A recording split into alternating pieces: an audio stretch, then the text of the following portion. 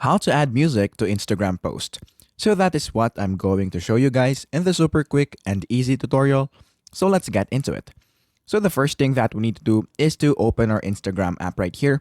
And once we open our Instagram app, the next thing that we need to do is to go here on the bottom middle of the screen and then click that, click this. And then once you click that, the next thing that we need to do is to just choose the photo that we want to post on our account. So let's say, for example, that I have chosen this picture right here, which is color black, and then let's click next. Once you click next right here, you will be able to see some suggested audio that you can put in this part. However, if you want to add another song or a custom song, all you have to do is to click this music icon right here. And then once you click that, you will be redirected in this page wherein you will see a lot of music that you can add on your post. So let's say, for example, that we want to add this song right here by Coldplay. So let's choose that and then just click this.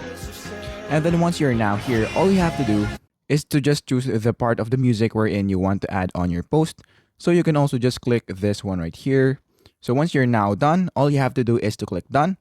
And then you will now be able to add music into your post. Now, once you're now done with this and you want to post it, all you have to do is to click next.